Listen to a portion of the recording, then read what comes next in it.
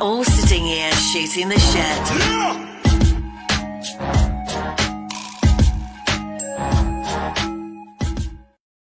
Yo, what's up, man? I'm your host, DJ Duss, with my two co-hosts, Bamboo and Silos. How you guys doing, man? Chilling. Good, yeah. We good. Everything's fantastic here. You know what? I just want to let people know, besides like listening to us and following us on Facebook, you know what I mean, that you could also catch us on Podbeam and also Spotify. Both of them are Shooting the Shit Podcast 1, all one word. Click on either. You can follow us on Spotify. We're also available on Podbeam. Also, subscribe to our YouTube page, man. Just, type in Shooting the Shit. That's us right there. And if you're on Facebook, obviously you can catch us there or catch everything all here at one place at shootingtheshitpodcast.com. Just want to let everyone know, man. Subscribe, link up, love our page. Get connected. Do whatever. Yo, Bam. What up? I had a big, so we had the 16 Bars of Challenge round 2 head to head. A lot fucking closer than I expected. Yeah. I really thought maybe the next round would have been where I struggled a bit, but it was actually this round. You can ask Corey, Flawless. I went back with 4 of them for like a good 2 days, sent a few links to people to just hear everyone's fucking opinion on this. Right. And my big one, the hardest one was Snapdragon versus Fats. And dude, everyone that I sent it to was like, damn, that's close. I swear to God, it was literally a 50-50 split. Yeah, I checked it out. Them dudes, they was going at it back and forth, man. But all the cats was going back and forth. Dude, it was tough. It was tough. But there was one, but the other ones I'd listened to it a few times and say, okay, I got this guy. That was the one that was I almost was almost like a pussy and just said, fuck it, I'll leave it to Darcy and it's up to their, it's up to them. But I'm a judge. I'm a part of this. I had to play my part. So I'm glad I wasn't part of that because it was difficult, very, very difficult. Dude, put it this way: it was on my ride home. I'm still having it in my head on my headphones on the ride home. Saying okay, because I'm a fan of both. You know what I mean? So. And it was a really tough round, and I'm going to congratulate everyone that goes through. For sure. Heavy spitters. Pop up the winners, man. There's Fats, Darren, Dirty D. Oh, the Dirty L. That's Dirty Laundry. And all shades of gray. There you go. I had to do a last-minute switch. What? Yeah. Last-minute switch? Yeah. What are you talking about? Right now, Corey and Darcy got another name there of mine, but... I already knew because there was a few guys there that was like I was the final decision because I saw who it was, and I leaned on one and I fucking listened to it again and I led the other way. I don't know. So what's up? Speak up, man. What's good? I don't know. What's going on? I don't know, man. It was don't keep me in suspense. It was the pressure was on. Majority of the day, you can ask Flawless. I had Doug on my list. Oh, word. Okay. Yeah, I probably yeah. I don't know, man. I don't know. And I think, do you want me to tell you really what I thought that defined? I had to go back. Do you know what I actually had to think about? What up? When things for me are fucking tied, always look at the fucking what they did right before. Okay. And I'm sorry, what Fats did to Monica, you should get arrested. Because just saying, that was kind of mean. But I liked Monica. No, fuck that. For anyone that was dogging Monica, fuck that. I can't do what she did. You know what I mean? I'm not gonna get up there and try and rhyme. I can't pull that shit off. It is what it is, I liked her. She held her own. Corey. I just read. I looked down on my phone. He's calling me sneaky because of the last second decision. Oh my god! I would love to see them two go at it one more time. I don't know if we can just make an exhibition, 16 Bars Challenge exhibition, Doug and Flawless. I'd love that, man. I would love that.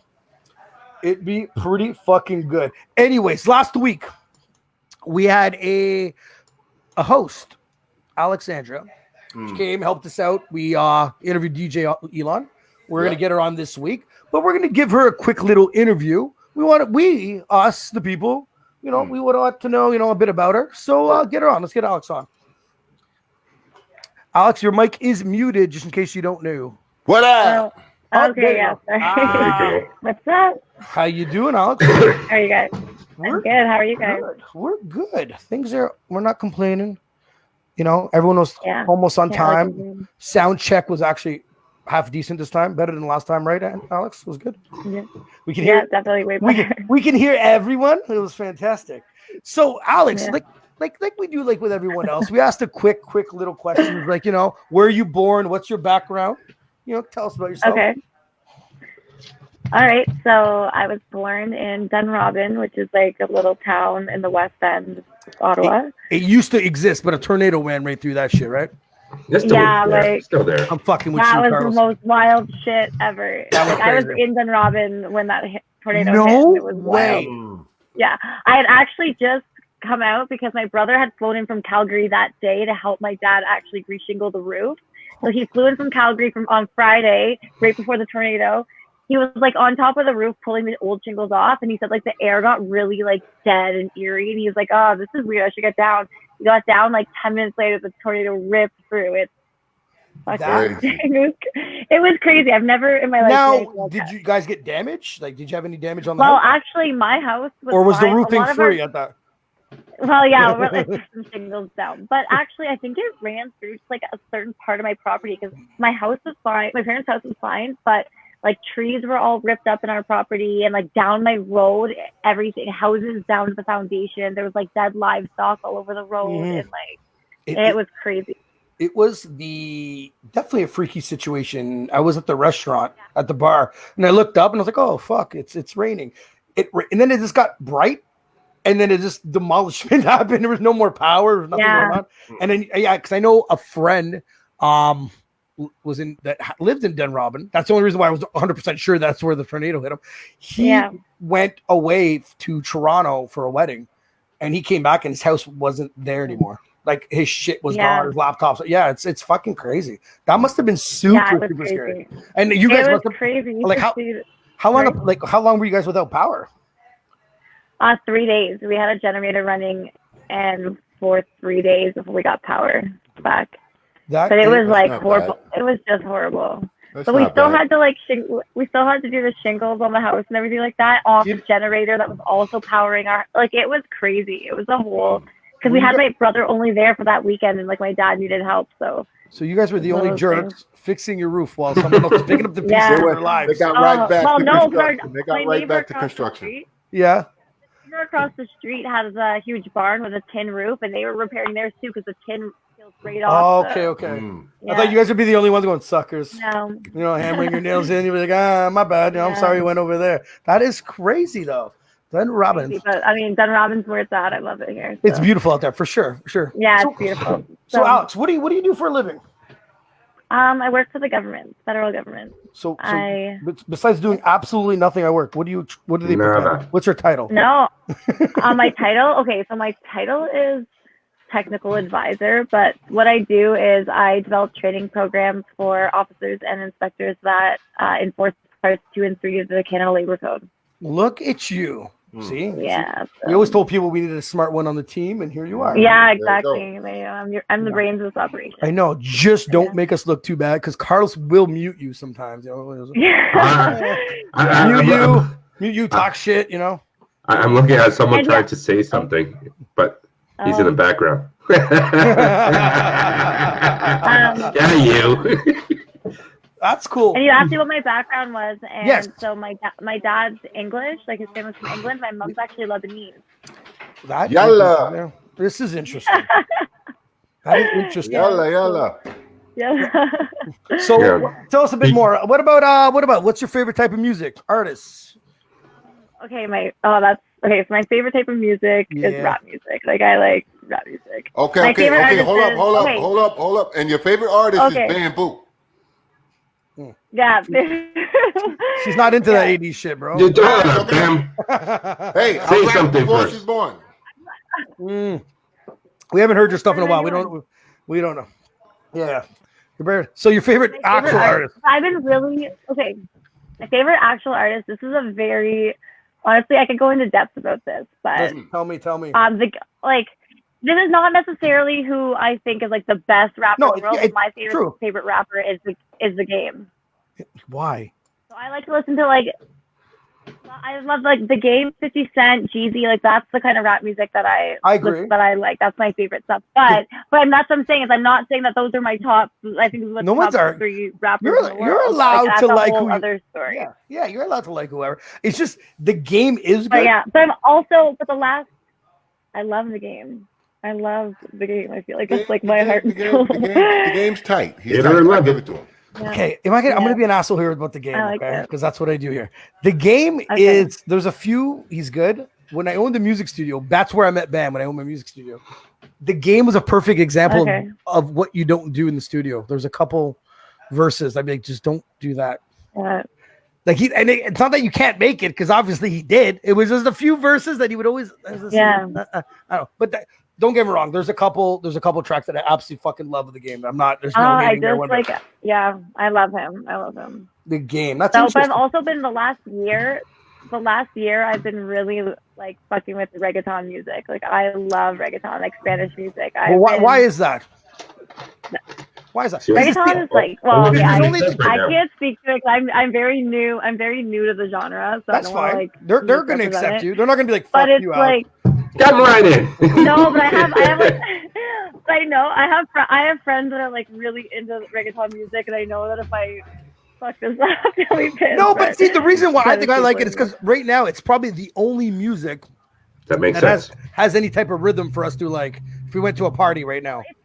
The music itself is so good. I don't speak any Spanish, so I don't understand the lyrics of it, but the music is amazing. Like I've been listening to like Nicky Jam and Dave Balvin and like so many. Like I'm loving this music, and it's just been like the last year or so. But I agree. Pretty much all I'm bumping to these days. Because the down south probably helped that out a little bit too, right? On vacation. Yeah. Right. So there's a few you like going down south. You have a favorite location to travel? Place? Okay, well, I just came back from Cuba in January, and that was like the best trip of my life, and it was the most beautiful place. So Cuba, but have you like been as there you before? know, like the food's not amazing. I'd never been there before. Okay, I'd been to Mexico, I'd been to St. Lucia, but I loved Cuba. Have you eaten off the resort?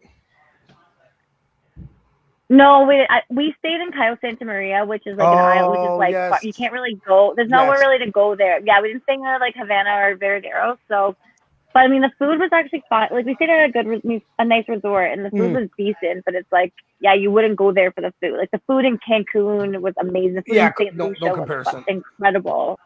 Yeah, no comparison. But the people in Cuba and the best. How beautiful. I've never seen beaches like Cuba. We've traveled. We've been to Dominican 5 times. Made like we meet people, but no friends that are from there. We go to Cuba once, and there's like a friend for life there. We go back, we visit. They go to their house. Like it's such a different vibe. It's beautiful, and it's funny because I just posted a video that I was going to Cuba from 2016 with me and Bam and a few other friends, and there was that's my first time in Cuba, being American and all. So it was amazing. So we went to this one restaurant where it was like a back alley. Like here goes through the house, and I'm like, where the fuck? I'm thinking we're going to Buddy's mom's house, and we're gonna pay her to cook for us. And it had tables, and I knew it was kind of legit because there's an Asian family there. So I knew, you know what I mean? I'm like, they're here too to eat, right? So and it came out. We had alligator. We had all sorts of shit, didn't we, Ben? Alligator, deer. Oh yeah, shrimp. We couldn't pick, so they made a buffet. Yeah, and it was amazing. So technically, you're absolutely right. The food on the resort is as bland as it gets. It's a borderline game show of Survivor. It's like Survivor. You know what I mean? Especially in Cayo Santa Maria, they get like one truckload of stuff in a day. So they get like a truckload of food into the island in the morning, and that's like all you have. So sometimes they'd be like, oh, sorry, we're out of bread or we're out of this. And we're like, oh shit. Yeah, it's but beautiful. The water is beautiful. The people are great there. Absolutely. Big up to Cuba. Yeah. Big up. Do you guys have any other questions for Alex at all? No, not really. No, all I know is that what was it? Last March we were supposed to get you starting to come on, but we dropped the ball on that. Well, yeah. Okay, that's when that was. That long ago. It wasn't. Wow, you were drinking that much that night, huh? Okay, turn your fucking mic down. I don't know why I have such a hard time remembering meeting you guys. I remember talking about the podcast. Okay. It wasn't. You know what? It wasn't. You know what? I would love to know how you met these dudes. It wasn't March. It was April. It was April on a Thursday. Yeah. Because it was the Good Friday. Yeah. Easter weekend. And I remember going, I don't know what, was it Locals? Was it Joey's? I don't fucking remember. Okay. So we walked in and then we know your cousin. Right? Yeah, I was so we wave, how's it going? And you guys are discussing the podcast, but I'm bitter at the bartender because he's like, last call's at 1. And I'm like, but no one works tomorrow. Yeah, I remember that. And you guys talk about that, and then Carm's like, she wants to do a podcast. And I'm like, I don't give a fuck. This guy ain't serving after 1. And I'm like, but dude, no one's working tomorrow. I do remember that. And he's like, so? He goes, it's Thursday. I'm like, but it's Good Friday tomorrow. And I couldn't wrap my head around how dumb this is. Like, why don't you stay open till 2? Because I was outside smoking with Carm and we were arguing about politics. Yes. Politics. Yes. And that's we were arguing and I was like, he's like, you're really passionate about that. I was like, yeah. I'm like, I could go on for all night. He's like, would you ever do a podcast? I was like, oh, jeez. Don't get into politics with me. I'll drive you nuts. I think, you know what? I'm going to send you. We did one that day. So that was because we just came back from doing one. We did an audio. Yeah. I'll send you that one for fun, just to show you where we were and where we're at. Okay. Okay. Yeah, Bamboo used to be a speaker through a phone at one point. Yeah, I was calling in. Yeah. And the mic you would weren't be on on that one. It was like, so I was like, man, we're trying to figure out, iron out the kinks and stuff. But that's it. It was, so it was a little over a year ago. In April, and the only reason was if I didn't have that argument with that bartender, I wouldn't have fucking known the date. It was just remembering being like, keep serving us. Like, yeah, that's right. Yeah. And then she met me on one of my grumpy moments. Yeah, but you know what? To be honest, I don't really remember you being grumpy, so it just obviously didn't rub off on me. I'm not very grumpy. See, you guys are wrong. I wasn't like, who's this asshole? You guys are wrong. All right, let's get our buddy Carm on. Wait. One more question. Since you've been on the podcast with us twice, what is your view on us? What is your take on us? I have any questions on you guys? Yes. Your honest opinion on us. Oh, I think you guys are awesome guys. I wouldn't have done this again. I'm not lying. I think it's honestly. I had a good time. I don't know what to say. I had a good time. You guys are easy to talk to. I appreciate having you on. You're on time. You're on point. Besides, so for me, it was a pleasure working with these guys. Thank you. So are we getting Carm on? Yeah. All right. Hold on, he's fixing things. There we go. You see all this? Woo. Hey. Oh. What's up, boys? Hey. What's up, mate? How you doing? Guys, Alex, how are you? I like them. I like your mic. You sound very good, Carm. Does it? Yeah, sounds good. Keeping busy? All in one mic, baby. You keeping busy? Always, still? Man. Always. Yeah, very, very busy. Are you gonna tell I'm enjoying this, man. I don't know about you guys. I'm enjoying this. It's a blessing in disguise, man. I just okay. it allowed me to step back and just refocus, man. Just look at your priorities, get shit done. Okay. Yeah. I think it's great. It's gotta stop. But it was a nice little. I'll take this for a week, but not a few months. So I don't know. Not gonna stop for me for a while. Oh man, I don't know. Carm, we almost exactly. It's gotta stop soon. Jesus Christ. Like, I don't know. Like, I love like I said, my work aspect of it is fucking fantastic. There's, no one's on the roads. Dude, I bring big trucks of loads. They're like, you're not allowed in the building. I'm like, well, unfortunately, you have to unload all this shit. So I've been on vacation at work, technically. Like, I don't do anything, right? But like, it's all fun and games until I'm done at 3-4 o'clock, and I come home and reality hits, and the gym's not open, and I know it's fucked up, right? Like, it's just like, oh man, like, how many fucking drinks can I have in someone's backyard? You gotta create your own gym. Create your own gym. What the fuck do you know? Anyways, Carm. Some things like, I'm not gonna get into that. But I'm gonna start the rumors that Carm created COVID. Fuck. It's all him. Fuck. All right. So is the market getting any better, man? Can you let the people know things? Oh yes. Yeah. Things are going back to normal? No, I don't think so. Not for a bit. Oh, not for a bit. I think we had the worst month ever in March, worse than the Great Depression in terms of the speed of the market crashing. We've never had a crash so quickly. Then we followed up by April. April was an excellent month. We kind of recovered about half of what we lost. And now May has just been up and down, just a crazy roller coaster. And until we can reopen the economy, COVID treatments, vaccines, better news about that, this is going to be the daily flow, up and down, up and down. Yeah, I guess so. But things are slowly getting better, though. No, they're not. Yeah, they're getting worse. So. Gas prices going up. No, they're not. Gas prices are becoming more normal. You nitwit. You think about oil prices? They're up a little bit, but that's okay. I was like, they're dirt cheap anyway. What is it? Like 90 cents now, still, no? How much was the gas, Carlos? Something like that. 95? Yeah, 86. Oh, what the fuck is he complaining about? Why did I 59? You'll find out tomorrow what I'm complaining about. I'm not complaining. Diesel's like 70, so I'm happy as hell. Diesel? What are you doing with diesel, Bam? Man, I'm driving a diesel and I'm loving the shit out of that car. Really? Bro. What kind of car is that? I love it. A Volkswagen Jetta. Oh, I used to have one. That was my last car. Mm-hmm. I'm loving that, boy. That ride is good, man. Yeah. Fantastic. It's a reliable car. Mm-hmm. I'm what? Kilometers? I'm like 456 on it. 456? 1,000 on a tank? Yep. On the car, on the engine itself. 456,000. You forgot the three other zeros, man. I'm telling you, man. That car drives sweet. I can't complain, man. Holy shit. Where do you go? Man, I bought it for $444. I bought it for $1,000, right? And I was like, you know what? Just scoot around and whatnot. Man, I went up to the city today, bought some tires for the wife for her car. Okay. And I only used less than a quarter of a tank of gas. Could you explain to the people that, like, for us to go into the city is like 5 minutes? Could you explain to the people what the city means to you? The city for me is like an hour and 45 minutes. Okay.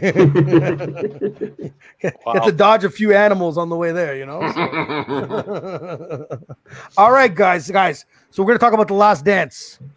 Last 5 episodes. The Last Dance, episode 5 through 10. All right, let's get into it, man. I got a few questions I want to ask you guys. Some of them are fucking obvious because, like, I want to ask you, like, how bad do you think Adidas feels right now for not taking that deal with them? So bad, so stupid. It's like, you see there's greatness there, and Converse has the rest of the dudes, and you don't pick up this new cat because, your business is a little bit wonky. That's Crazy. fucked up. That's fucked up. Well, what I think is, I don't think Adidas had a shoe angle, right? They weren't looking for a shoe. They thought Converse had that market, so they said, we got to stay out of that. We don't have the investments for it. That's the mindset, I think. No, I guess it has to be. It has to be. No, like, but didn't he not want to be? Didn't he not want to be like one of many like celebrities with the company? Like, wasn't that? I forget now. I haven't. That episode was a couple episodes back. I forget. I think he wanted to go with Converse. Yeah, that's what I Converse. Converse had a bunch of stars, and he didn't want to be a part. Like, he wanted to be the star. Well, no, Converse actually said to them. No, that's absolutely wrong. I rewatched this yesterday. I do my homework. Converse actually said. Converse already actually had like the 5 major stars already, and this guy was a pure rookie. So they're just like, I have Larry Bird, Magic Johnson. Why the fuck would I sign this rookie? Is pretty much what they said. Okay, but his agent was like, "Nah, we need to get on this deal now." And then it was who else? I think there was another shoe company that was out there, but is it Adidas? Did he want to? Yeah, he wanted to go with Adidas. Yes. He was a big fan of Adidas. Yeah, and then Adidas, nobody was structured for it. And then there was a new company called Nike at the time that came out, and he didn't even want to meet up with them. That was interesting. Yeah, his dad made him take that meeting. That is crazy. Like, knowing now that everyone probably owns, all 4 of us probably own a pair of Jordans. Do you own a pair of Jordans, Ox? Yeah. I own a pair of fake ones. Well, there's fake as your skills, so that's okay. Which Jordans are they again? What number are they, Carm? Those would have been number 4, I think. 5? I think they were 5. 5. Those were my favorite when I was a kid, and I had them with the 23 on the side. Come on, remember I used to break your ankles, Joe, at the park? No. Never. It was so funny. It was so funny when he put on that his first pair of Jordans to play in that game when he was back and his feet were bleeding at the end of it. That's my point. They have no support at all. Okay, but doesn't it make you think? Weren't they going to bleed the first season that he had them, or the first other time you split them up? No, he's probably developed gone through so many shoes since then, has such specific needs. He probably has such baby feet that putting on those old flat. Oh, damn, I would have kicked those things off. Custom. Look, those Air Force Ones though are hard as rocks. The sole. I know. Yeah, it's the technology of the shoe too, right? It's changed over the years. They're more molded to your feet now than they were back then. So how do you feel? Support. So how do you feel knowing that this guy's feet were bleeding and you can't stop him still? What? I know. God damn. Insult to injury, man. God damn. What about the 92 Dream Team? I know he was blamed for Isaiah Thomas not being on the team, and it might have not been him neither. But I mean, should Isaiah Thomas been on that team? Nope. Why not, Bam? Poor sportsmanship, man. I'm sorry, man. The way he walked off the court, you know, you can sit there and beat and batter and bruise this dude up, and then got the nerve to just walk off when he show you up. That's some bullshit. Yeah, but I think that was before then, no? No, that was before the Olympics. You get what I'm saying? So if he's acting like that now, come on, man. You know. Well, he had problems with Magic Johnson, Larry Bird, and Scottie Pippen. There was a couple of scenarios going on there, right? So we're talking about point guard wise. But did they need him really? They could have had a pylon for a point guard. They could have got you with your fucking Jordan 4. That's right. I could have played them. I would have got. But out of sense of pride, you're probably number 2 as a point guard in the league, and you don't make the dream team. Like that's got to be a little bit fucking. Yeah, but that's the politics that kicks in, man. I guess there's technically politics in everything, right? Like, it's just what about Jordan covering the Reebok logo with the fucking flag? That was a genius. He's just the most dedicated. Like he just everything he does 1,000%. So if he's endorsing Nike, he will endorse nothing but Nike. Like he does everything. But there's a big but. I get it. I fucking get it. But this is the Olympics, and Reebok is this. You know what I mean? This is. No, I thought it was obnoxious. That he did that. But I mean, that's who he is. We covered it like a G because we would have never noticed that's what he was doing. Yes, you know what I mean? The American flag, whatever. I thought it was pretty fucking cool. And the flag over the flag. Yeah, it was genius in a different way. You know what? That's one of my critiques about The Last Dance. They didn't go into detail on a certain subjects. Like the Reebok thing. I don't think they went deep enough into it. Like, why was he so against it? They were very vague about it. Like, you're right. What was the story behind it? Like it's a clash of sponsorship. You know, Adidas was trying to overpower Nike. I get that. But there must have been another twist to that for him to go that far to cover up. Hold on. Just speaking on that, but he also had a run in with his son. When his son went to, I think, Illinois, and they were sponsored by Adidas, he wanted his son to wear Jordans. And they said, no, the whole school is sponsored by Adidas. So his son had to actually wear Adidas during his college ball. Well, see, that's why. But that's the point, though. Is he that much of a prick that, you know, when everyone's wearing Reebok? But that's why on the documentary, he had final say what was kind of put in or not put in. So maybe they did go into more details. He just killed it. But the point was Reebok, Adidas was sponsoring the whole Olympics. No, and they told him Reebok was sponsoring the whole Olympics, and they told him you got to wear it. He didn't disrespect him and not wear it. He wore it. No, he wore it. Yeah, he just covered it. Yeah, that's all he did. You know what I mean? Mm-hmm. I don't know. My point sounds like there's a little bit more to that. It would have been good to get more into that because, what if you would have at least interviewed the guys that would have sponsored him at the time or a representative of Reebok or something? Be like, you know what I mean? Like, because the thing is, and I wonder if Nike asked him to do that or if that was just, you know what I mean? Like, there's so much. Like, I wonder if Nike was like, you better not go on national television wearing a Reebok symbol, or if he was just like, no fucking way. Because it had to be, there had to be a bigger scenario, like Carm is saying. Because why fucking bring it up if we all didn't notice that? Yeah. He wore the flag, and no one would have thought any different. He's being picked. He won a gold medal. You know what I mean? I get it. But now they brought it up, I'm like, hold on a sec. That's interesting. I would have. Don't forget the athletes also get, so if they get their pictures taken and the Nike swoosh is on the picture and it goes on to the newspapers, they get like royalties for that. Oh, is that what it is? Yeah.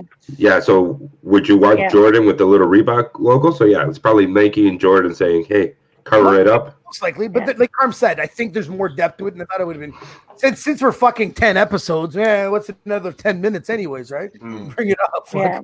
So what do you think? What do you think about if you were Tony Kukoc, man? Would you have been pissed that you're drafted by the Chicago Bulls and when you play them, your teammates are just trying to totally embarrass you? No. You know what? You guys are jerks. I was very impressed with that boy. I didn't know nothing about Kukoc, and I gotta tip my hat to that boy. Mm-hmm. That boy, he plays. He ain't no joke. As I'm watching The Last Dance, and every time they show a little skit of him, he went from playing European ball to playing street ball. You know what I mean? his game went right through the roof. He's a good player. We watched him play. He's great. Yeah, and to me, if that happened to me, I would just say these guys are threatened by me. The best players in the world are threatened by me coming on their team. Yeah, that's what that to me. So I wouldn't be insulted. I wouldn't be insulted. That's what I'm saying. He showed them up. He showed them like, yo, you can bring it, but I'm coming at you hard. Showing them up was winning the gold medal, not the silver. That douchebag of a gold medal, Carlos. They said it was like the U.S. Dream Team versus Kukoc that game. That's right. And they lost by like 30 something. So. No, I'm saying showing up the Bulls, showing up Pippen and Jordan would be winning the gold medal, but they didn't. He did a great job. I kid you not. He did a great job, and that's why he walked away with how many rings he got now. Well, here's a question I have though. So they drafted him in '92, right? Yes. No, so what before then, and I think he played 1 year Europe ball. 1 year, but it was ended up being 2 or 3 years, right? Because he didn't come until the '94 season. That's right. Why is that? See, there's another thing about my little critique about this. They kind of left some side stories out of it. Because you're right. Because it wasn't just a Jordan documentary. It was actually the Bulls, right? Yes. Especially with that last team that won. Yeah, it was that season. Yeah. So that's right. It's a little bit interesting with that. I just found it like. I love it. I loved like how Pippen was like, motherfucker, they got another dude in my position. Pippen has been highly disrespected on that team. Yeah, but it did show that he's very soft. I didn't know how soft Pippen was. Me neither, actually. Did you that game seven when he had that headache against Detroit? I didn't know that happened. Back in 88, 89, he had the headache in game 7 and he couldn't play. I didn't realize that happened, and that's, I don't know. To me, it's a little soft. Look at Jordan, the flu game. And this guy's got a headache and he can't play, So true enough. What were you gonna say? I judge his character. I was just saying, I'm sure you guys talked about this when you talked about the first half of the episode, but when I found out the whole thing with Scottie Pippen and his contract, my heart broke for him. I was like, he was like the second best player in the league or whatever at the time they were saying, and he was like 125th, the highest paid. 122nd. His fault. Oh, how stupid! How dumb to be? I guess. Alex, but I want to ask you a question since I know it was in the first 5 episodes, but the thing is, like, when his knee got hurt and he's like, "Fuck it, I'm going to rehab it during the season." Do you blame him for doing that? Would you be angry at him as a teammate knowing that he's $3 million a year? He's the 6th highest paid player on your team, and he doesn't want to take the summer off to rehab, but he'll use the season to rehab his knee. You're his teammate now. You play with him. Yeah, I guess. I don't know. I don't. There's only one person. There's only one person that should be. Yeah, fuck. I'm happy he's not playing. It's the dude replacing him on the starting lineup. That's it. Yeah, exactly. I don't know. I just felt like he got no respect on that team. He did. So I feel. And he made his own bed. He made his own bed. Yeah, but he did. I don't feel bad. I don't feel bad for him. It was more with the money thing. I was like, when the one coach was like, two people told him not to sign that contract. The owner told him not to. The owner told him not to. It's like, you sure you want to sign this? Like, come on. But as an owner, on your 5th, you kind of like took 5 years of paying him nothing. You don't think the 6th year he could have been like, bro, let's restructure this contract? I know. Yeah. Well, I'll bet you if he changed his character, his attitude, if he changed his attitude throughout those years, I'll bet you he would have got it. Yeah. What do you mean if he changed his character, man? What do you think? His attitude. You said he made his bed, so don't be mad that he's deciding to roll around all fucking night, making up trouble. Then you're not going to get a renegotiation. You're not going to get it. Because if that's the case, then you got to look at Dennis Rodman contract. He was getting paid X amount of money, and he was acting like a total fucking dick the whole time. Yeah. You understand what I'm saying?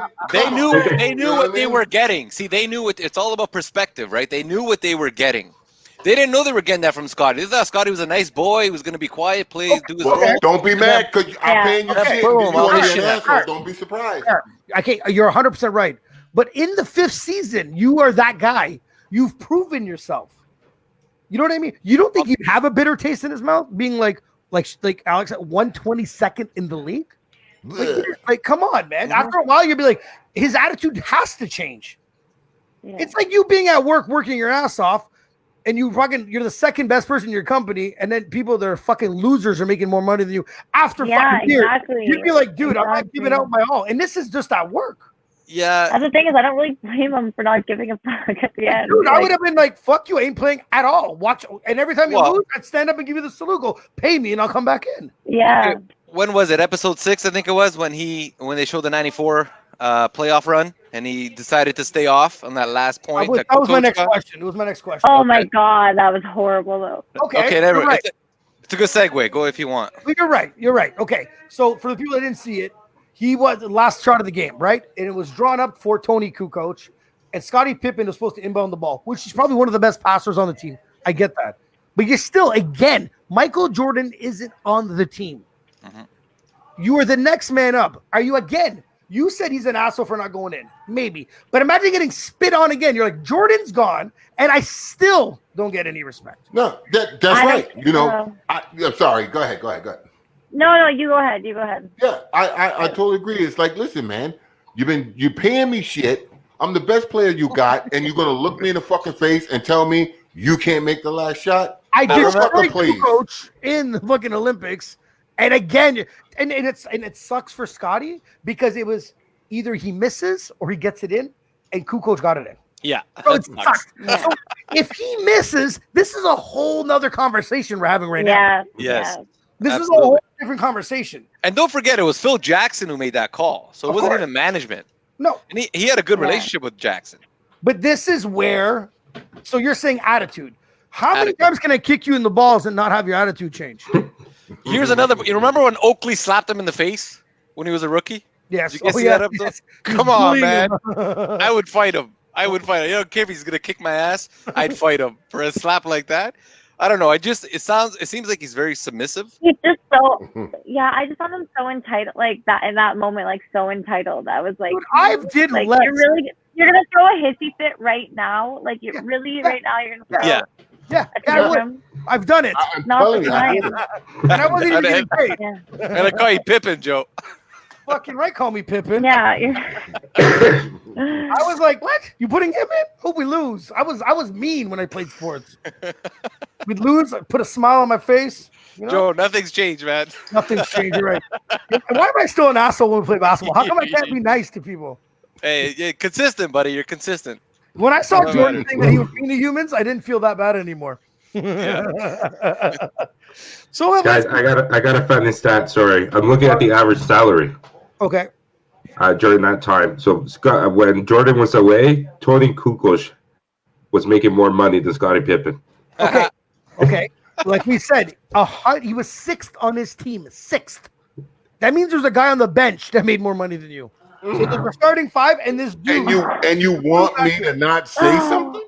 Yeah. The dude back there that goes, who cares? That's his decision. Like I don't understand. That's his decision. That's my point. No one forced him to take that contract. But that's my point. You didn't force me to take the contract, but you can't force me to make that. I understand. If you actually rewatch that episode, the league blew up in salary cap afterwards, though. Yeah. So technically, his back was against the wall. And I think after he signed the contract, Yes. Like they probably should have renegotiated and just like recognized his talent and been like, you know what, you're being paid unfairly, but you know what, they didn't do that, and you still have to do your fucking job anyways.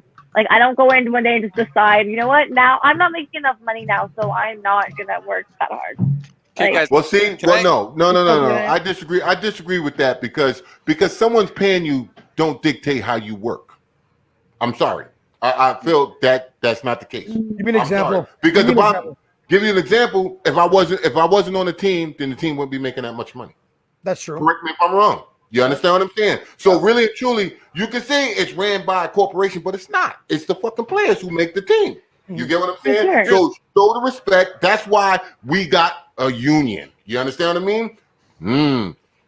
Well, here's government worker. Yeah. Guys, here's a big question. Wow. Here's a big question. Where was Michael Jordan in all this? He wasn't on the team. Yeah, he was, man. He wasn't. How come he never stepped up and said, "Hey, we got to pay Scottie more money here"? He was pushing him to sign the original contract. No, he said, "Yo, you got to give Scottie that because I need the rest." Yeah, right? They didn't talk about that. Jordan said, "Hey guys, renegotiate his contract." Okay, but then why does it become Jordan's fucking problem? So It's now not. That's true. It's not. You know what? It's not. But why didn't he step up for him? We don't know if he didn't though. Oh, come on. If he stepped up for him, they would have renegotiated. Really? So if he stepped up, they would have still kept that same team instead of dismantling them? The Chicago Bulls were maniacs, bro. Yeah. Maniacs. So that guy wasn't getting pushed around. That GM wasn't getting pushed around to do anything. Doesn't matter. I got a question. So let's say Scottie Pippen started acting like motherfucking Dennis Rodman. What'd you think they would have did with him? They would have canceled his ass and traded him in a heartbeat. Yeah. So guys, if you feel like that about me, then why should I have to be so nice to you? No, you're absolutely right. What's up? Yeah. I want your opinion on what you saw how Jordan treated his teammates. You guys all, I don't know if you guys all played sports or obviously played some sort of sport or like did you think that was right? Like getting in people's faces or punching? Yeah. Carlos, you should have got a few punches playing with me, and I didn't do that. So I don't know why you're shaking your head. Yes, no. Do you actually think you think that what he did was right? I heard Carlos was the baddest player on the team when y'all Carlos playing. injures us all, man. Carlos We're scared of shut Carlos. up. John Sally, buddy. I'm Dennis Rodman on the court. Matt Bob Beard, Beard. Dennis Rodman, Sally, everybody put together. You remember the Bad Boys? Detroit? That's Carlos all in one, bro. I'm getting a Pistons jersey just for that. We picked Carlos on our team to be scared. I swear to God. You know what? BJ Armstrong said it the best, man. They said, is Michael Jordan a nice guy? He's like, to have that mindset, you can't be nice. No, you can't. And it's absolutely right. To have that commitment, that will to win, to do anything to win, you can't be a nice guy. I get it. But look, all the guys that they interviewed who would said he was like an asshole and this and that. They're like, but he brought out the best in all of us doing that. Like that's how he pushed people. Mm-hmm. I'm telling you right now, Michael Jordan is such a powerful basketball player that it would not matter who they put on that team. That if Michael Jordan, he would be a winner regardless. Like the Bulls could have had anyone on their team, and he would have figured out how to make them all play to his level.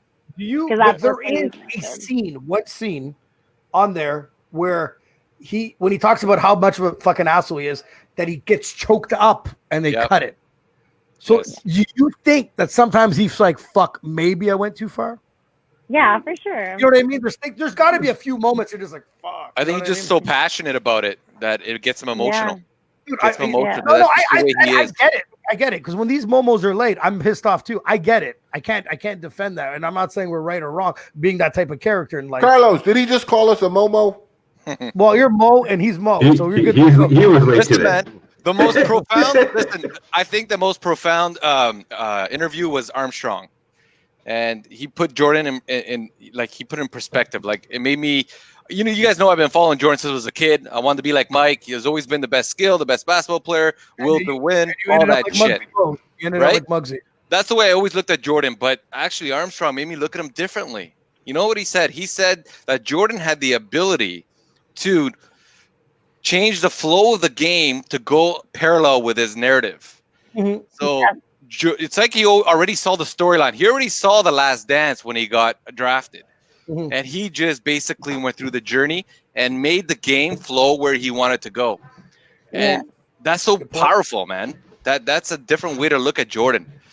He knows how to control the game to make it go the way he wants it to go. Yeah. And I'm sure it wasn't easy for him too to be knowing he had to be an asshole and had to have people feeling this way about him. If that's the only way he could push them. He knew he was taking that on himself, that people were going to see him as an asshole. That's probably also why he got emotional about it.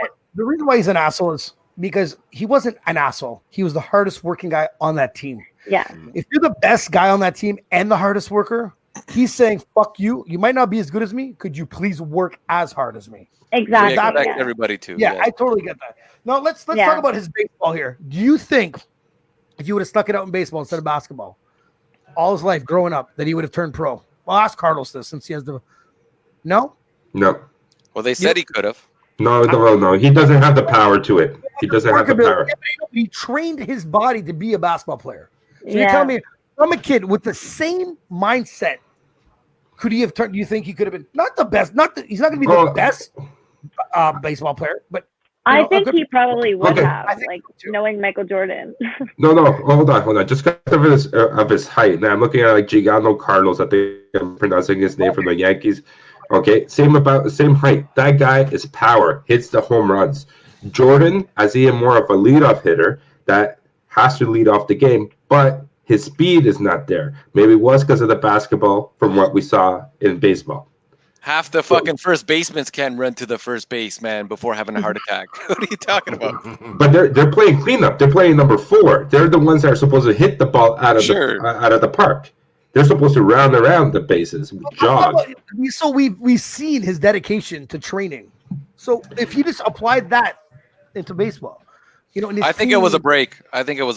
No. Like he was getting there. I'm not talking of the fact that he took a break. We get that, but I'm talking about if he would have stuck it out. If he would have stuck it out, he would have been. I think they would have put him on maybe batting number 7 or 8. Okay, I'm talking about as a kid. Carlos, listen, put your head as a kid. On. He starts it off. He starts a kid. He never starts playing basketball. Yes. The same workability. I would see him. Same workability, the same mindset. He's driven because we've seen it do it in basketball, but he flips it. He never plays basketball. He only plays baseball. Could he become a great pro? Absolutely. I would say like this. I see him more like a Ricky Henderson kind of player.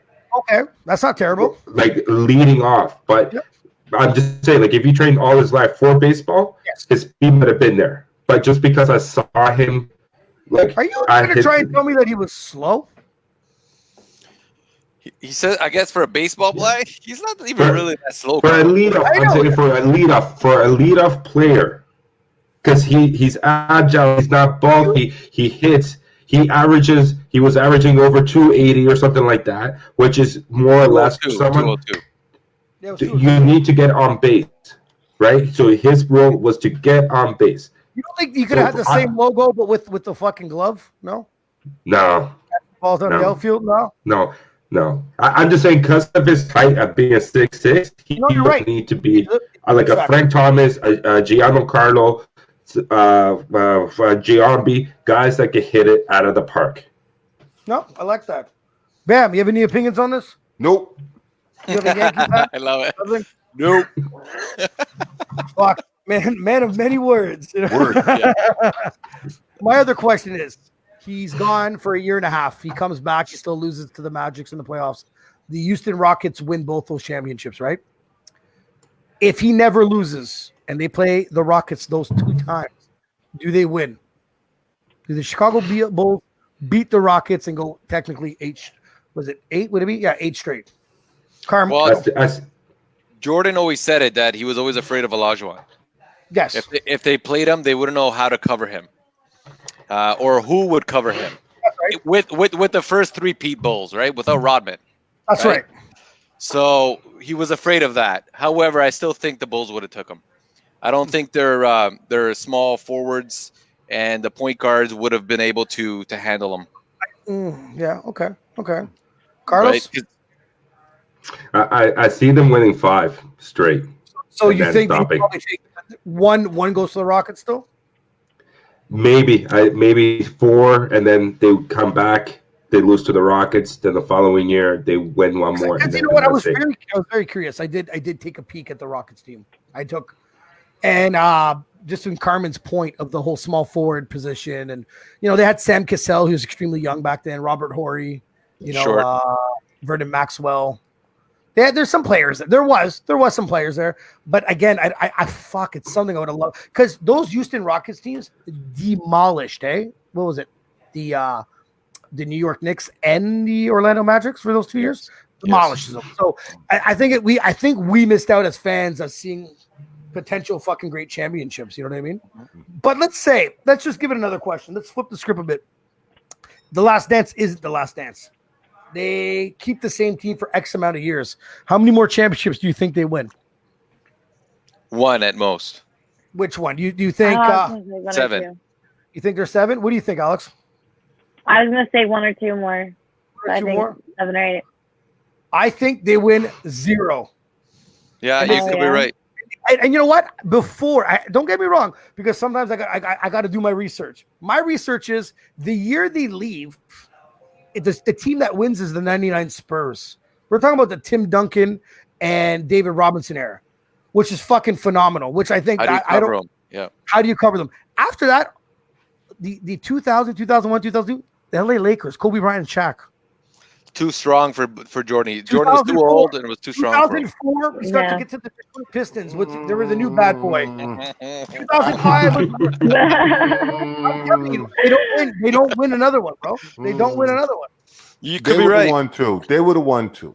No. Why? No, because they shut down Orlando. Even with Shaq on the team. I'm sorry. And they had Penny. Sure. And they had Penny. You get what I'm saying? So they could have done that. They could have took it. I'm telling you, they could have took it. Absolutely. We're talking about Shaq, technically a few years later? No, that's not the same Shaq, brother. That is not even close to the same Shaq. And by the way, it's wait. You might be right because I'm going to give you a bit of respect here because you don't know your shit. Because Horace Grant left, and it was Horace Grant, Shaq, and Penny. You get Horace what I'm Grant saying? fucking Anderson. shit. Horace Grant was good because he was but I'm saying he left the team, and they went up against them dudes, and they took them. You get what I'm saying? Go ahead, Alex. No, you go ahead because I'm going to try to change. What's that? You can go ahead.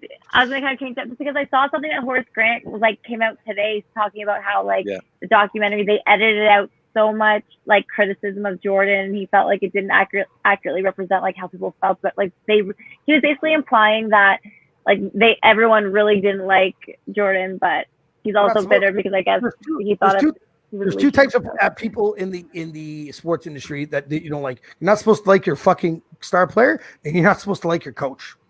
It's just the way it is. Those are the people that make you win. But the thing is, on Bam's defense, okay, I don't think they beat the 99 Spurs, but would the LA Lakers be the same if Phil Jackson doesn't go there? They probably would have signed Shaq. Okay. Ooh, see, he's probably right. See, Carlos looks at he's right because this might the chips fall differently after that. That's a good point. Hold on, Shaq was there before Phil Jackson got there, no? Yes, but they didn't win right away. Shaq came first. So they got no. But again, so let's say the Bulls stay together. Let's say they beat the Spurs the first year. No, you don't. Let's just say everything changes. Everything changes. You never know. Or they beat Olajuwon the first year. They lose to them on the second year. Whatever, okay. Sure. So many things, it just happened the way it happened, and you could argue whichever way, right? Yep. Joe says, no, they won't win against the Spurs. Maybe they do. Because when the Spurs won, it was just the two big guys up front. They didn't have the Parkers or the Ginobilis or Steve Kerr was on the Spurs, so he did a four-peat. Avery Johnson was on that team. You might be right, Kerr. Kerr might have stayed with the Bulls. Sean Elliott. I'm telling you, they don't beat that. And it's not that they don't beat that first team. It's the two big men, bro. We're talking about David Robinson and the best power forward of all time. I'm telling you, they don't beat them. When did Shaq sign with the Lakers? Maybe he would have signed with the Bulls. Who knows? No, that's what I'm saying. You don't know. Well, the Bulls were giving out $3 million contracts. He wasn't going there. Hold on, but how many players have? Let's say, okay, you know what? I'm almost retiring. I don't care about the money. I want the championship, or let me get the first championship.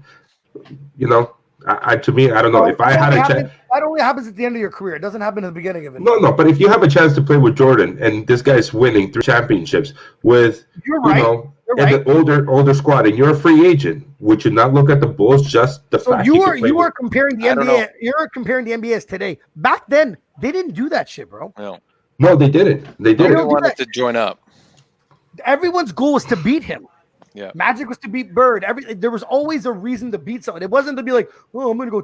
This is some fucking new shit that's going on. Oh, we'll team up and we'll win. Back then, it wasn't like that. I don't see that. I heard on the radio saying the LeBron says he will do anything. He would have done anything to play with Jordan. And then I heard he doesn't have to do anything if he plays with Jordan. And I heard on the same broadcast, people saying, but no one wanted to play with him in Cleveland. So that's why he jumped ship and went to Miami. Because it wasn't his team in Miami. It was Dwayne Wade's team in Miami. Mm-hmm. Yeah, I got it. Right? So those are the comparisons to me. And then, I'm just saying, and he plays it with Kyrie Irving and then expects me to give him any credit. We're going to ask Alex this question. LeBron James versus Michael Jordan. Who's better? Michael Jordan. Yeah, okay. But I'm a hater with LeBron James, so I don't know what to tell you. I hate him. LeBron James is probably one of the best basketball players of all time, but I don't know why I'm a hater. I'm the Scottie Pippen. I think I hate him too. Yeah. I don't know. I don't know why. I just never. You know why? He does it. He left Cleveland to go play with a super team, and then he wants to be considered the best player in the NBA. No, motherfucker. You stay in Cleveland. Yeah. He said people didn't want to play there. Check out Stat Boy Carlos. Check out that year he played last year in Cleveland before he went back. They were first overall. Well, so with Kevin Love and right before he went to Miami. Okay. First overall. This fucking guy says, "Oh, I can't win with this team." You won majority of the games. I had no respect for him. He stopped playing though in the finals. Dude doesn't want to take the last shot. He doesn't want to be a part of it. I can't get on this fucking guy. Where the fuck did Bam Bam go? Can I guys? I don't know why LeBron James to me is just too flashy and too celebrity. I think that's what bothers me about him. Is he's too. It's his aura. It's his vibe. It's like his vibe. Is there something about him that just I just wouldn't want him to lead my team? There's something I don't know what it is. Don't like you know. The way I see it, he's like this new generation. I'm sorry, Alex. I know you're younger than us, but where I see younger kids, where they assume that everything is given to them as opposed to earned. So he came into the NBA saying, "I'm going to be the best player of all time." Not his fault. They called him King James for fuck's sakes. Hey, hey, can I ask a couple questions? Yes, sir. Sorry, Carlos. Finish. Go ahead, Carl. About The Last Dance. Again, a couple of my critiques here. Where the fuck was Luke Longley and Ron Harper throughout this whole thing? On the bench. Not one interview from these guys. Now, I know Ron Harper's got he can't speak very well. He's got a speech impediment. I didn't know that. Yeah. He stutters a lot. Wasn't Longley in the Raptors? Like he was on there. No, they never interviewed him once. I didn't see him once on there. No. Him and Ron Harper, I think they had a little clip of Ron Harper, but it wasn't an actual interview. It was him saying something in one of the years. But why didn't they say something? Well, does it matter if they speak? Do you really want to care what they have to hear? They're two of the main pieces of that team. I don't think they wanted to speak. I think they hated Jordan. That could be a great reason not to. Yeah, there's a fucking absolutely. Come on, man. They're probably paying these guys to interview as well. That's true. Right? 100%. Yeah, of course. 100%. So why wouldn't you? And if you respect it, you're on the team, you experience this with the team, you wouldn't want to put your 2 cents in? I don't know. Yeah, I would. Yeah. So, this just goes back to my critique of this whole Last Dance. No, I get it. Carlos Diaz says Longley didn't want to speak. Why? Yes, yeah. Don't fucking say that without a why. Give us a link to this article. I was talking to Ron Harper. He said, "Fuck him." Like, what do you mean? Like, why? Fuck, I don't know. Yeah, no, but do you think there should have been any? Are those the only 2 that came to mind? Well, they were starters, right? Yeah, they were. I'm thinking, shit, they should have some input here. No, I get it. Was there anything that surprised you guys at all? Anything besides the Scottie Pippen? His dad getting shot. His dad getting killed. That was surprised me on that. I didn't know anything about that. I did. And it sucks. That was shocking. That was hard. Kind of vague though. Again, a reason why. What shocked me, believe it or not, is he lives in Australia and he still has to say. I could get Luke Longley on here in 2 seconds. We had an Australian up there. Maybe he's right. First of all, ask Carlos Diaz another question. How the fuck do you know that? Get us his private message. We'll send him a message. We'll offer him 100 Canadian to come on. So the dad thing was super surprising. I was surprised that they brought up the rumor of the fact that he got killed because of Jordan's gambling. Well, I have heard that rumor. That was huge. That was a huge conspiracy. And they were very vague about that as well. When I watched that, but the fact that they brought it up at all blew my mind. I thought there were. I thought there'd be more.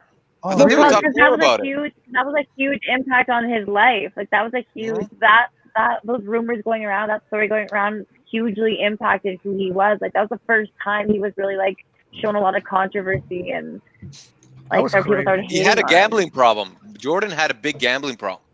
The guy was gambling like $100,000 shots. You guys. Yes. Okay, I have to ask you guys this question then.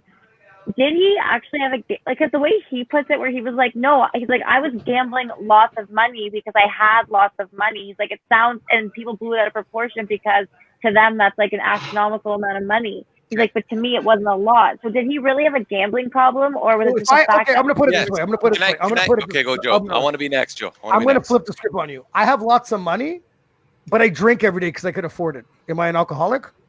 Yes. But I could afford it. But to me, it's like if you have a gambling problem, it means like you can't control it. Like you gamble. That guy was gambling with a security guard. Okay, guys, can I tell you a story that they left out? Oh, yeah, go. Carlos, no, before you, how'd you find that out, Carm? How did he tell you to? Make sure you tell us about that. That's why they left out a lot of stories in this. But one story, you know what Jordan used to do to Pippen?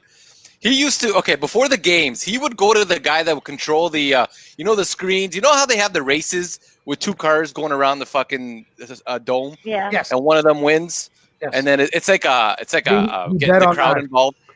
He would bet Pippen, but he wouldn't know. But he would know who would win because he would talk to the guy before, and he would bet Pippen on which car, and Pippen would take the bet every fucking time and lose. Okay, so he would do shit like that. Like they left out a lot here about his gambling problems. Hold on. But the gambling problem. But he said it the best. You betting $10 is me betting 1,000. But it doesn't matter. Just because you can afford it doesn't mean you don't have a problem, though. It's how and what. No, but I know people that are making stupid bets on the golf course. Yeah. And they can't back it up. What do you mean? I would have won, bud. I would have won that day. That's what I'm saying if people are reporting, let's say that he's spending a huge amount of money gambling, but it could just not be a lot of money to him. But to other people are like, oh, he's out of control. But he does it with cards. It's not the money. It's not the money. Quarters. It's the winning. He wants to win. Also, why are his eyes? Can we talk about why his eyes are so bloodshot? Like that whole interview. Yeah, you see that? His dad has the same problem though.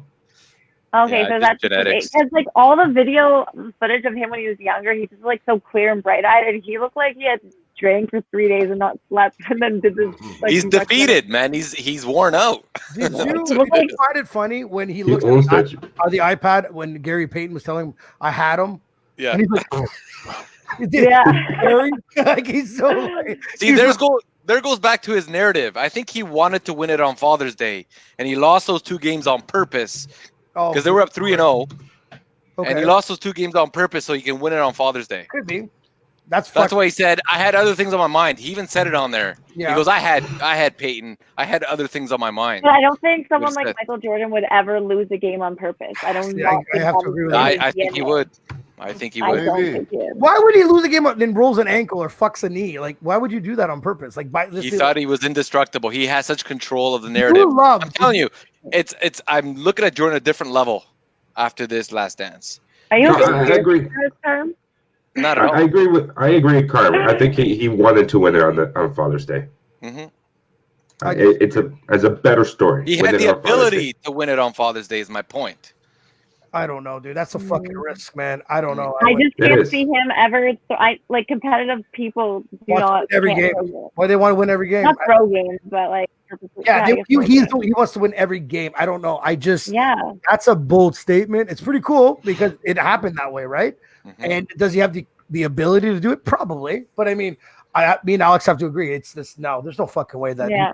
It's possible. It's possible. Too risky, man. Yeah. Dad, break the tie break here. Nah, he wouldn't do it. Yes. Yeah, you could be right, man. You could be right. But all I'm saying is plausible. I wouldn't be surprised if he did do it on purpose. My point. That is. No, he wouldn't do it. I don't know. I think it's great. Now I got another question. It's a bit off. He's too egotistical when he plays. Thank you. That's exactly. I agree. To lose a game, to have someone to say the whole point. Yeah, but no, to say that I got you. And it's actually documented on video that I got? No, there's no way he did it on purpose. No way. Now, as competitive of a player and teammate that he was, why is he such a fucking terrible owner and he makes some terrible draft picks? Every great player is a terrible owner or a terrible coach. Because you have so much expectation in people that you just don't know how to bring. You're not a leader.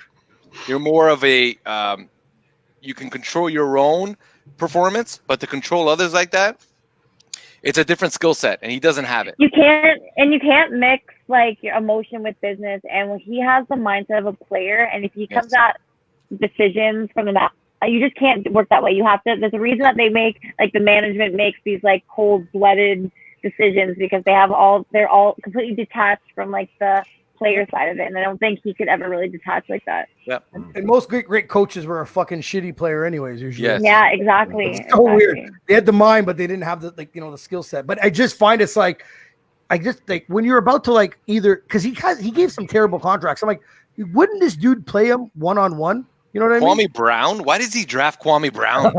Number 1 overall. I don't know. And he was like 7 feet and he couldn't palm the ball. Remember that? Nothing like him. Nothing like how he played. No. Like zero resemblance. I don't understand it. No. Now, when he got drafted, what, third, right? Third. Was it third? Third. Yeah. It was Olajuwon and some fucking bum, number 2. Sam Bowie. Wow, Sam Bowie. Now, does Portland Trailblazers. Portland Trailblazers kick themselves in the ass for that? Yep. Even though they had Clyde Drexler? Well, they had Clyde Drexler. That's why, I know, right? I get it, man. I get it. I don't know. I get it. But overall, what do you guys think about the documentary? You think there's lots of stuff being missing out of there, Carm? I think, yes. I think they've missed up a few stories that they could have went more detail, but I think Jordan said, listen, let's stay out of that. Let's keep that to a minimum. He had no say. He had no say in whoever put up the Netflix came out and said that Jordan had no input in the editing or no say in what did get put in and what didn't. I don't know. I don't believe that. Come on. It's about Jordan. I don't think he imagine doing a story about myself and I have no input on what gets put in. It's not about Jordan. Yeah, it is. Well, pretty much. So hold on. ESPN's the one that did this, and he's pretty tight with ESPN. Yeah. So I think he did. But they did leave out some stuff, right? They did leave out some details. But how many more fucking episodes do you want? 2 more? Yeah. Why not? No, I'm surprised that it's over now. I looked forward every week to this. It was like what I was looking forward to, and now it's done. And that's a small part about me. It was like the first 5 was it was juicier than the last 5. Yes, when I got deeper into it, I was like, I don't really give a fuck. Yeah, okay. Yeah. I was more interested in it was about Michael rather than about the basketball season in the last 5 episodes. Yeah, absolutely. You're absolutely right. I wanted to see why he went to the Wizards and his start journey to owning the Hornets. But see, now you can be on the last dance. It's the last. Right? The title is their last season. Yeah, I know. So give me another little mini series, another 2 episodes about him. Yeah, I would definitely watch more about him. Sure, it's not a bad idea. I would love to see the Wizards' reasons behind the Wizards. You know what? What sucks about him going to the Wizards is we looked at him as like, oh, why did he do that? Blah. If you actually look at his stats, they weren't that terrible at all. They weren't at all. He averaged over 20 points a game. They were really good. Even at his age, they were really good. But it's just because we didn't see what we saw before. We're like, you know what I mean? So I don't know.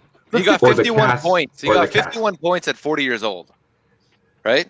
That's pretty fucking good. I think he's the only player that's done that. Crazy. That's pretty fucking good. Yeah. Kobe plays him one-on-one, Carm. Who wins? What age? Michael Jordan. Doesn't matter. A tough call, man. They're like the replicas of each very other. Similar, right? Or Kobe would be a copy of Jordan. So it's that's what Kobe said, right, in the documentary. Well, what I love is like, you don't get me without him. Absolutely. Yeah. We all were not Kobe fans because of Michael Jordan. Then we became Kobe fans when LeBron showed up. I became more of a Kobe believer and compared him to Michael more when he started winning without Shaq. With Paul Gasol? Right? Yeah. Right? He didn't have that 3-peat with Shaq. Yeah, I know. And that's when he started to prove himself that he can continue. You know, he went through some challenges, but he brought the team back up and won. That's what Jordan did. It's another broken up dynasty there. It wish Shaq would have stayed there a little bit longer. Absolutely. All right, let's get to the next topic. There's a clown that's on the news again. This one's going to be real quick. Listen, I'm excited about this one. I'm going to put it up. Who the fuck is this 6ix9ine individual? All right, 6ix9ine claims that he's fastest climb to 100 million video views, leapfrogging Ariana Grande and Taylor Swift. 100 million views. He claims this. He's probably right. Bam, I want to start this with you. No, I got to start with Bam here. Yeah, go ahead.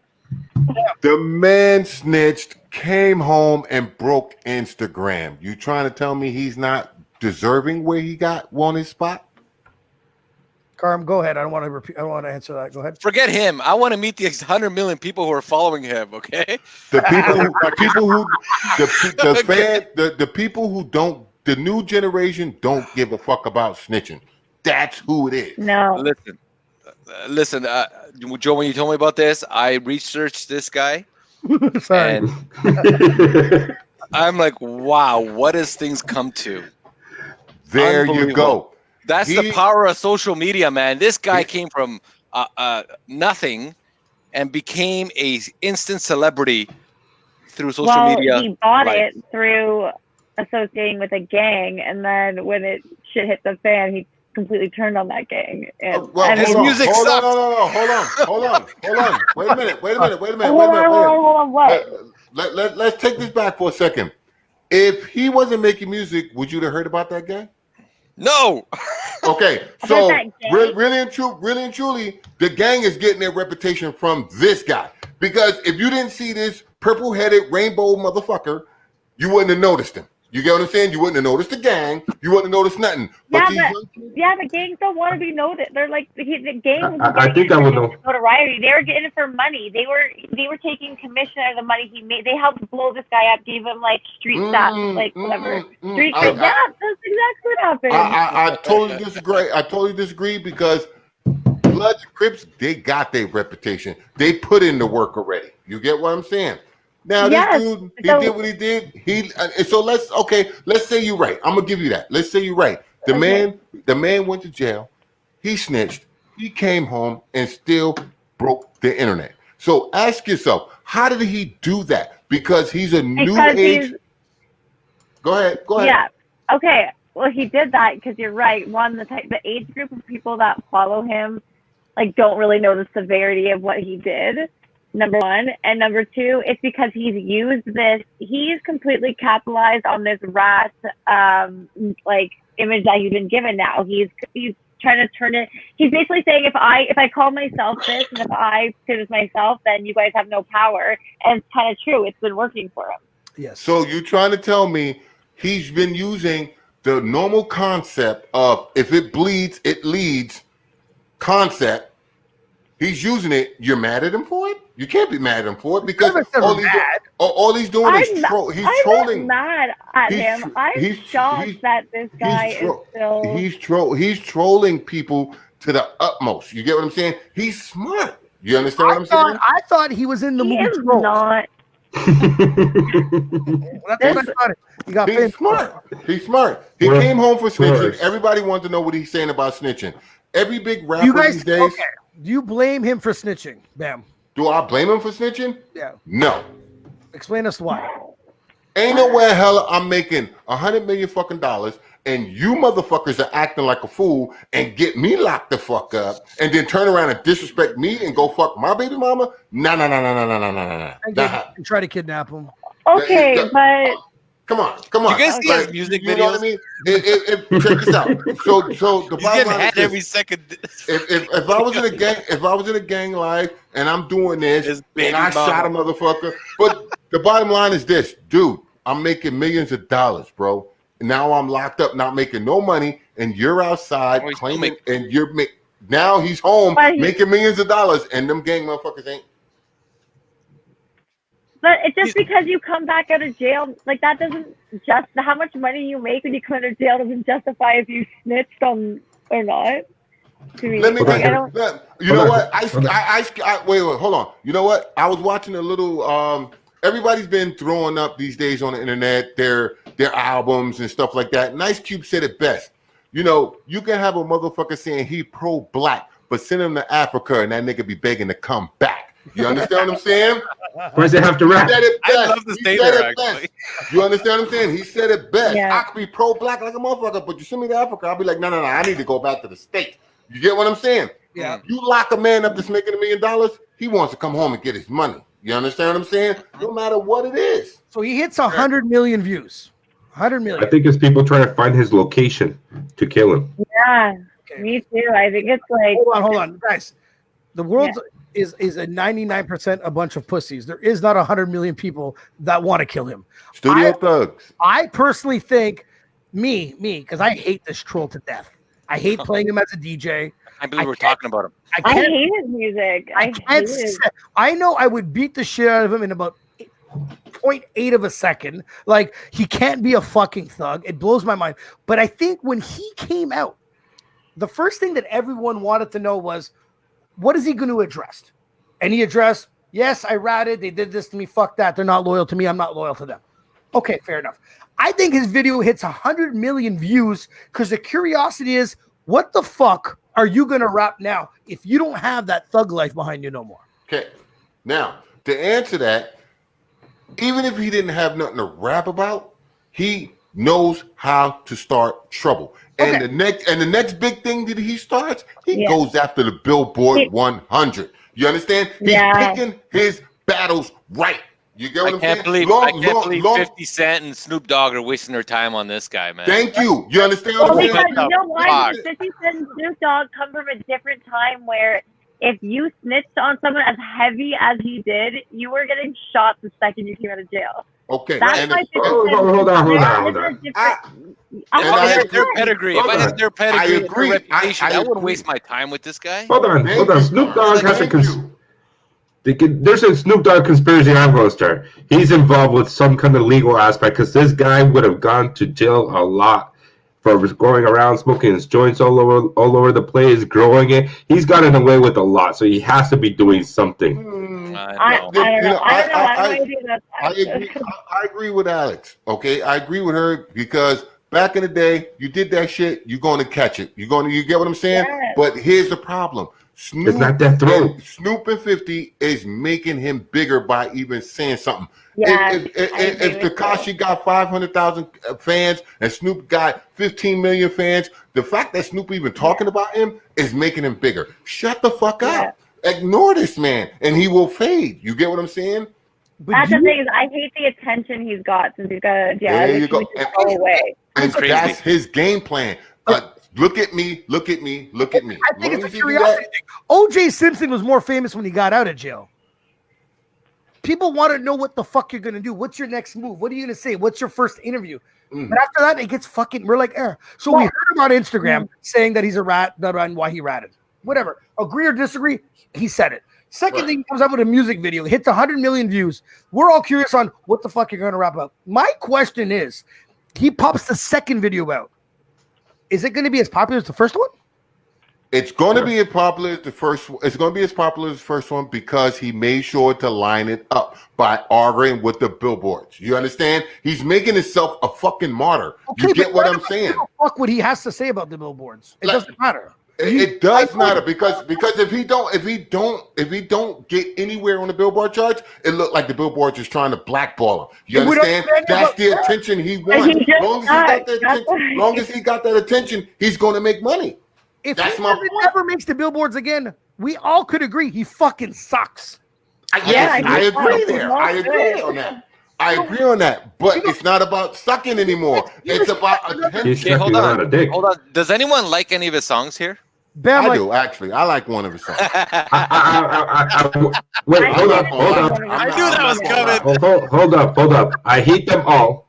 There is one song. What is it? And it's the reggaeton one. Where he's actually singing in Spanish. Remember when I said it actually sounds better when he's singing in Spanish than it is when he's rapping? Yeah, I've heard that actually. I've heard that. That's the only one I'll ever listen to ever again. I'll be honest. I only like one of his songs. You know what I mean? But like I said, the man snitched. And, like I said, the hardest motherfucker that's acting all gangster and this. Believe you when I tell you, when they put in a situation, they're gonna fucking snitch. And if they don't 45 years in jail.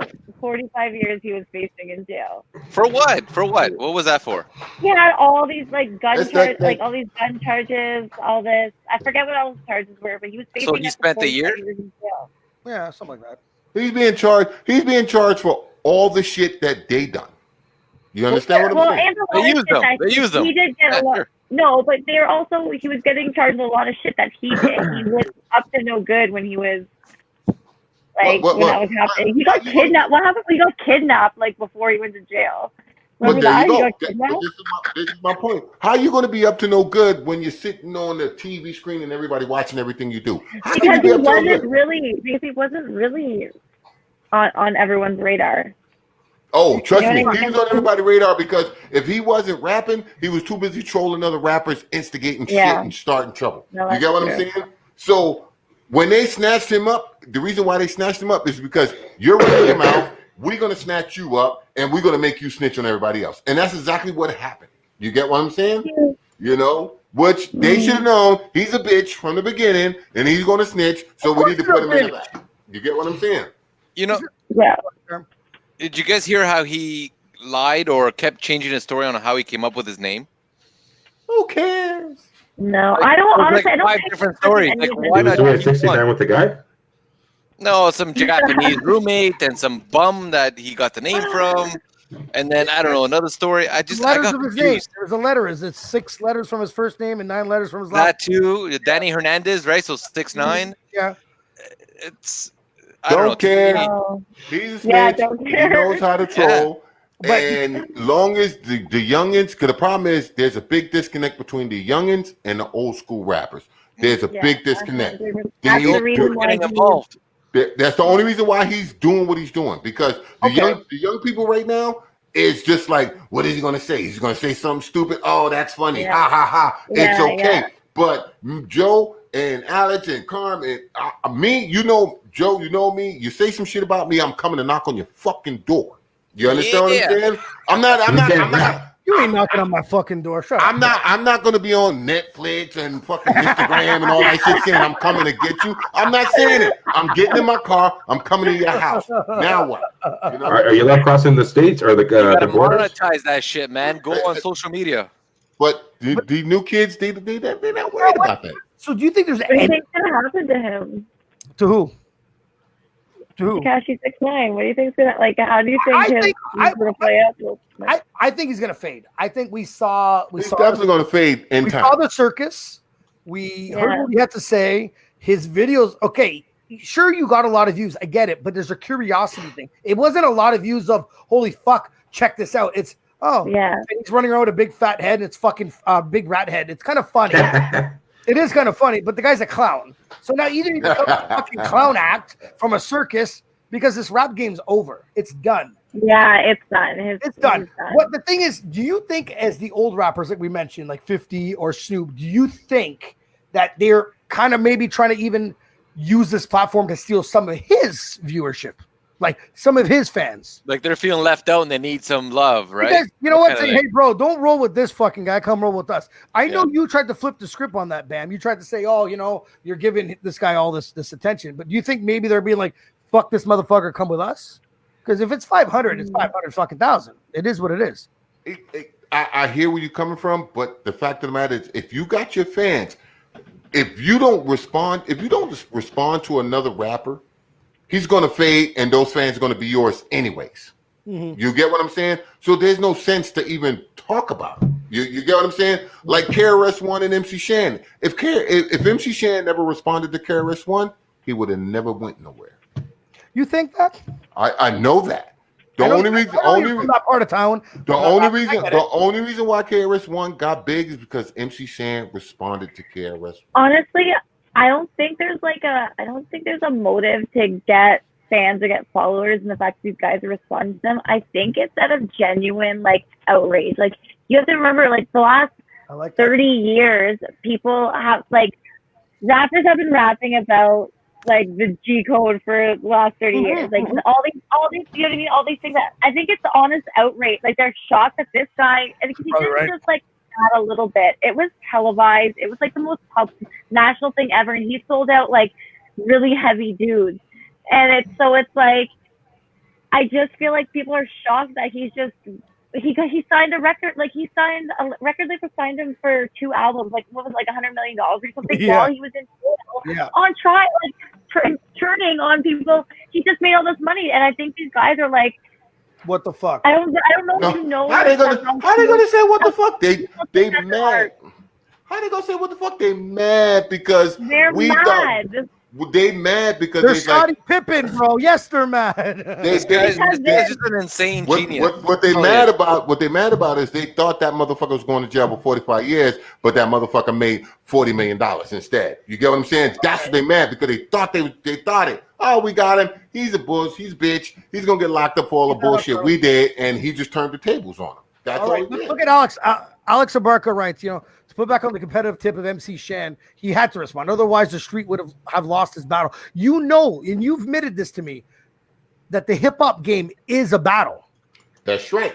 It's always been. And like I said, if MC Shan didn't respond to him, it didn't matter because MC Shan already had his fame. So his fans would have never left. You understand what I'm saying?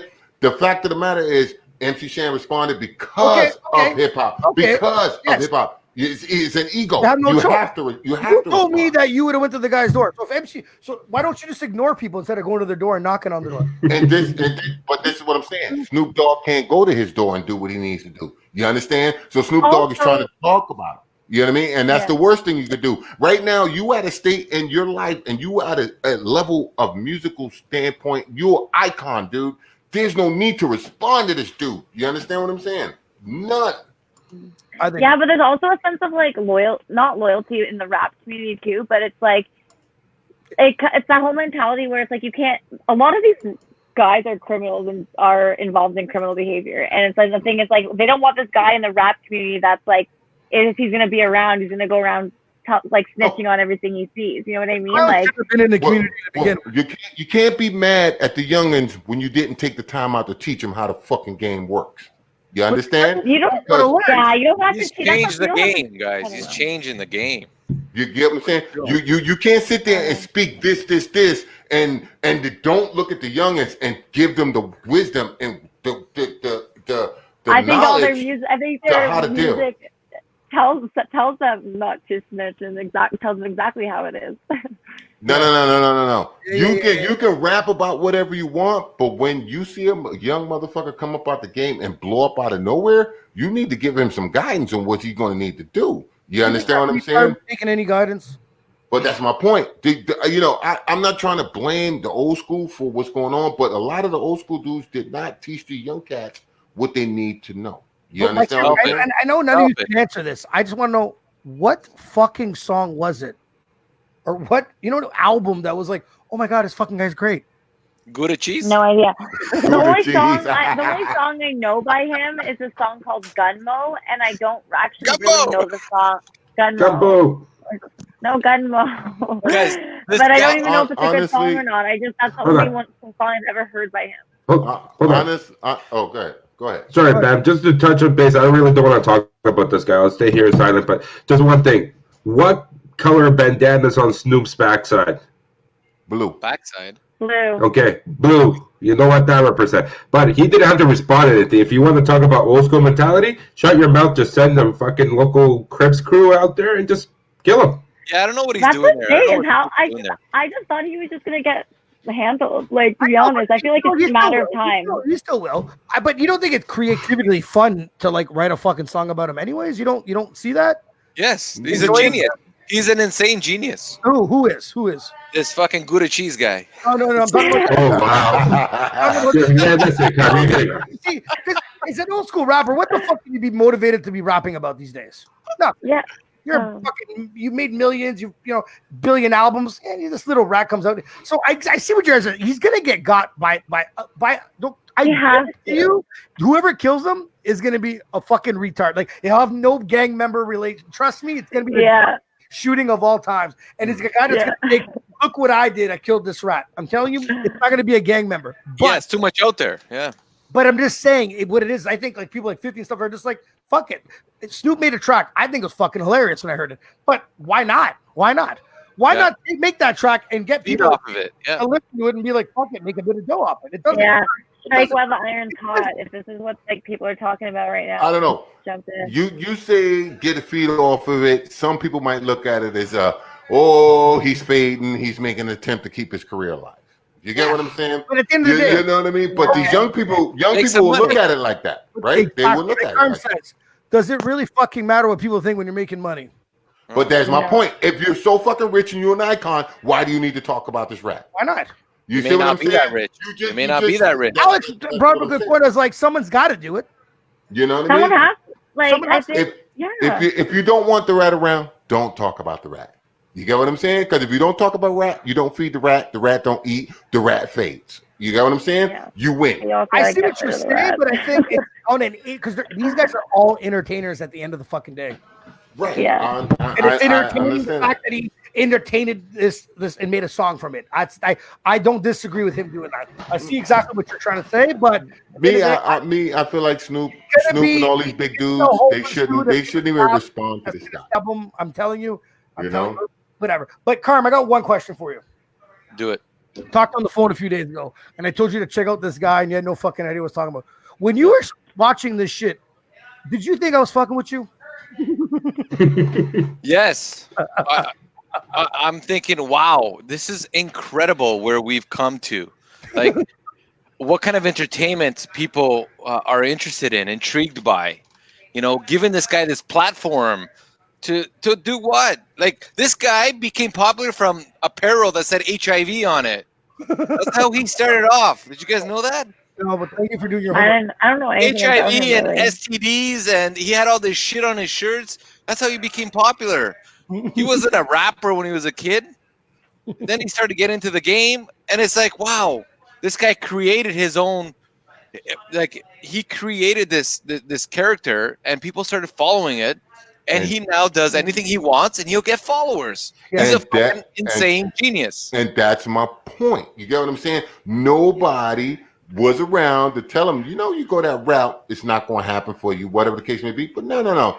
They just let him go. These new kids, they don't care. Anything that catch your attention, the boy's a troll. He knows how to get your attention. $100 million. He's a troll. I'm going to listen to you. I'm not going to listen to anybody. You know? You know what I mean? I'm just saying. See, look. Alex Abreka's right. I'm just telling you. I'm telling you what they're doing is a part of the game. Snoop Dogg doesn't need to be in the limelight. Like, he's rich enough. Like, you know what I mean? I don't think Snoop jumped in on this. I don't think Snoop jumped in on this to get attention. I think he just jumped in because he's a mouthy guy and he has an opinion about it. Snoop doesn't need the fame from the Tekashi 6ix9ine drama. Not at all. I agree. I think it's a part of the game. A guy rats. People write about it. They make a song. It's whatever. It's a part of entertainment. That's just the way I look at it. Yeah. Hold on. One thing I will say before. I'm ashamed of all of us. Carlos, you said you're going to keep quiet. What the fuck you got to say? Sorry. Not that I'm actually thinking of it.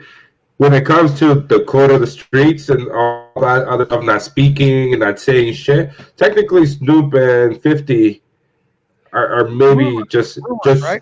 Yeah. Just saying, you know what? You should have just kept your fucking mouth shut, bud. Just to keep it old school mentality. You know, maybe now, like you were saying earlier, now they're trying to teach him. Carlos, they fuck your baby mama, they kidnap you, and they try to rob you, and you're doing 45 to life. And left you in a 6x10 broke, motherfucker. How you feel then? you ain't gonna rob me out a little bit? What's wrong with you? No, but did Snoop and 50 do that to him? No, but that's not my point. My point is, I understand why them guys are saying what they're saying, but you know what? Instead of saying it now, why didn't you say it when he first came out? You get what I'm saying? If you're gonna roll with this motherfucking gang and you're gonna be in this gang life, get your shit together. You understand what I'm saying? Because nobody did that to these young cats. Because all these young cats are just running rampant. They don't care. They don't care. But we all knew this guy wasn't gangster. Like, come on, Carm. You know? Yeah. Were you threatened by this guy? If you would have seen Hell no. I think he's shorter than you. He's a short little midget. Dude, the dude is not a gangster. So we at the end of the day, it's like watching a fucking a TV show. I seen a YouTube video about. I thought it was a joke. I seen a YouTube video about rappers in Toronto that's in jail right now. 2 dudes from fucking Toronto who had a good fucking rap career went riding around, acting up, going to another territory to shoot up some people on some fucked up pills. Now these motherfuckers are in jail, not making no money, trying to prove a fucking point. What the fuck is wrong with these people? One hell of a drug. They running. You're running rampant. You're making millions of dollars. What do you need to go over there and shoot at him for?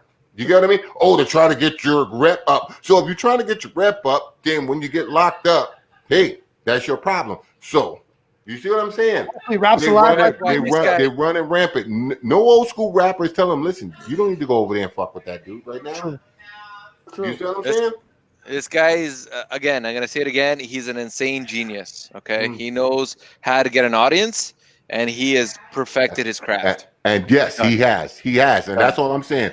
He just know how to keep on top of the fucking game. Fucking with the Billboard's 100. 100 million people? Come on. Stop with the billboard. Stop with the billboard.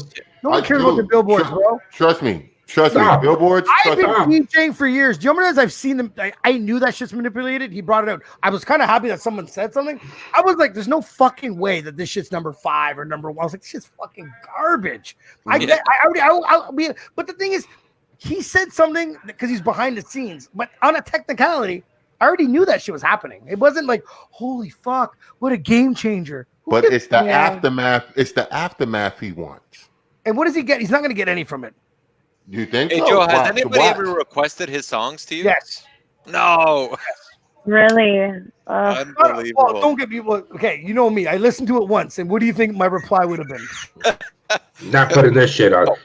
I know a song that Joe would have loved to play more than this guy. That's fucking worse. I sit people down. I'm done with this 6.